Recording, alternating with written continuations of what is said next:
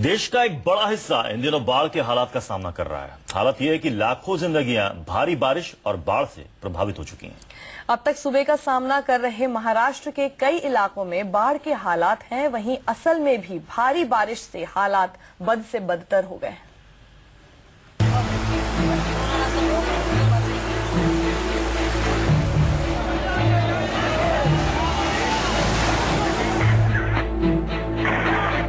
असम में ब्रह्मपुत्र अपने रौद्र रूप में है तो महाराष्ट्र में गोदावरी भी बेहद नाराज है।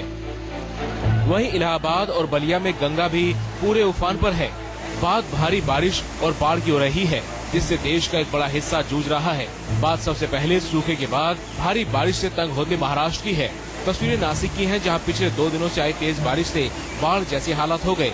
पिछले 9 घंटों में त्र्यंबकेश्वर में 160 मिलीमीटर बरसात से जनजीवन पूरी तरह अस्त व्यस्त हो गया। पिछले 24 घंटे से हो रही लगातार बरसात से गंगापुर डैम में 23% पानी भर गया।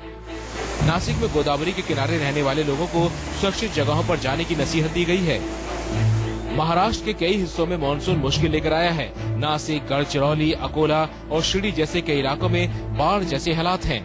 अकोला और शिरडी में भी भारी बारिश से नदियों का जलस्तर बढ़ गया। पूर्वी विदर्भ और सूखे से जूझ रहे मराठवाड़ा के भी कई इलाकों में बाढ़ जैसे हालात हैं। मौसम विभाग ने अगले 24 घंटों में इन इलाकों में और भारी बारिश की चेतावनी दी है। और अब बात असम की तस्वीरों को देखकर आप खुद समझ सकते हैं कि इन दिनों में असम में कैसे हालात होंगे। असम के अलग अलग हिस्सों में बाढ़ से 4 लोगों की मौत हो चुकी है और अब बाढ़ से मरने वालों की तादाद बढ़कर 37 हो चुकी है।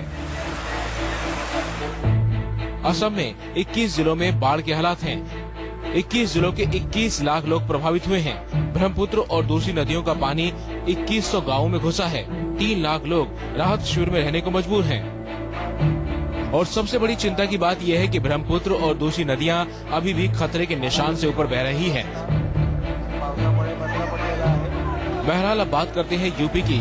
यूपी के बलिया में 2 नदियां बहती हैं। उत्तर में घाघरा तो दक्षिण में गंगा। आलम यह है कि दोनों नदियां उफान पर हैं। गंगा किनारे बसे गांवों की हालत ज्यादा खराब है और लोगों को घर छोड़ने पर मजबूर होना पड़ रहा है। कहीं भयंकर सूखा तो कहीं भारी बारिश और बाढ़। मौसम का मिजाज समझ से परे है। जरूरत है तो आपदा हालात से निपटने के लिए तैयार रहने की। उम्मीद करते हैं भारी बारिश और बाढ़ से कम जान माल का नुकसान हो। मुंबई से विनोद के साथ ब्यूरो रिपोर्ट, न्यूज़ 24।